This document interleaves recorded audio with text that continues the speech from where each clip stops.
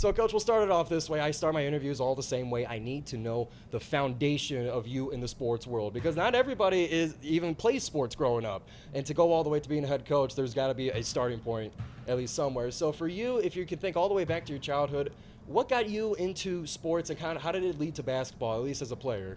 Well, my dad was the athletic director at Clarkson High School, and he coached baseball there, won a state championship, had 3 players go out and play Major League Baseball. So I grew up in a sports family, and that was the only thing I knew as a child growing up was sports.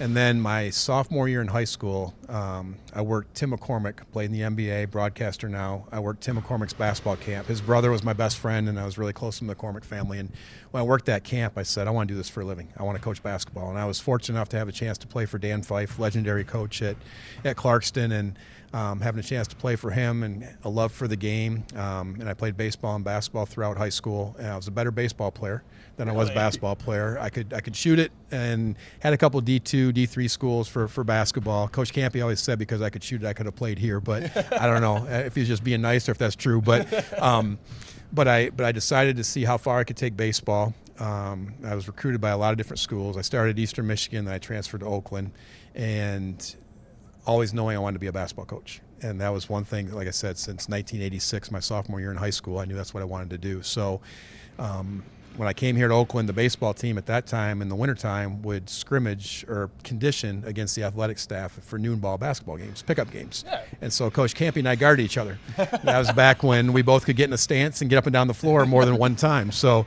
we got to know each other really well. My dad being the athletic director at Clarkston, they did some events out here for basketball tournaments. My dad got to know Coach Campy real well, and that kind of led to his help in helping my career and starting a career in basketball. And then there's always the same transition. Like a lot of players, they never want to be coaches because it's always like a bit of a, butting heads with the player and the coach. But for you, you seem to have known you wanted to be a coach early on. What is it about coaching that you knew you were going to love? Well, I just think the difference you can make, not just on the court, but beyond the court. I think that, I look back over, this will be my 31st year of coaching at the college level now, and my 20th, I think, in Division I basketball. And, you look in the people that call you and say, I didn't understand what you were telling me at the time, but now I'm doing this with my life, or I'm doing this with my family.